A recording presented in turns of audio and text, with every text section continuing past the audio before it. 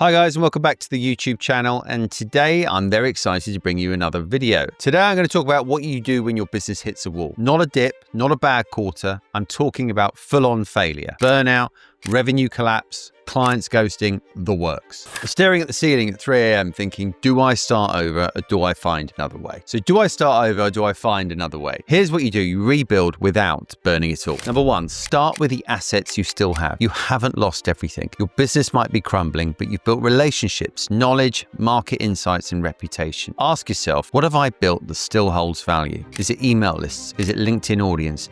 Is it a playbook that worked before? Rebuilding isn't starting from zero. It's repackaging what you already know. It's repackaging what the market has told you to do. Cut to the core offers and go back to the one offer that's got many results. Maybe you added too many services and you had too many distractions in your product suite. You need simplicity. One offer, one target client, one result. Get obsessed with solving one problem extremely well. That's the foundation for rebuilding. Thirdly, talk to your clients, not tools. You've got to talk to them, have open conversations. You don't need a new tech stack. You need insight. Call 5 past clients. Ask what they're struggling with now. Offer to help without pitching. Conversations are currency. While others are hiding, you have to listen and adapt. Fourth thing I'm going to say is automate the admin. You're in recovery mode. Every single minute counts. Use offshoring and AI to handle scheduling, CRM updates, and research. Your job now is sales and delivery. Absolutely nothing else. Use constraints as strategy. Is number 5. Limited time, limited cash. That's good. It forces clarity. Constraints just kill things.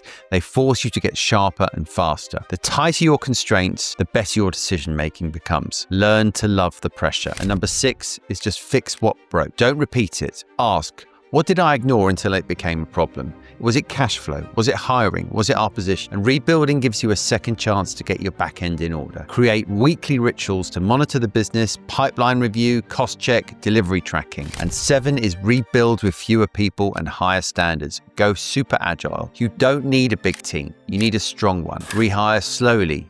Vet people harder. Document stuff more.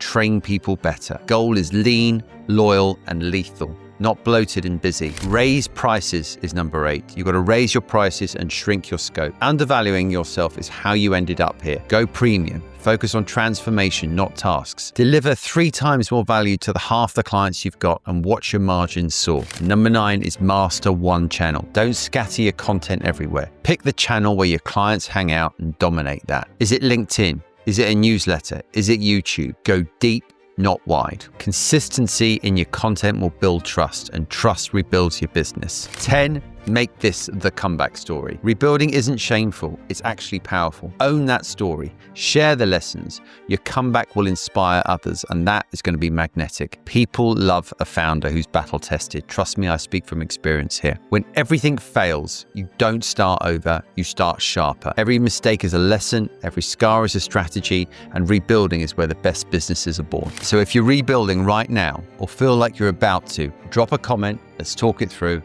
I've been there, and you can come back stronger. Guys, thanks a lot for joining me on this video. I look forward to seeing you on the next one.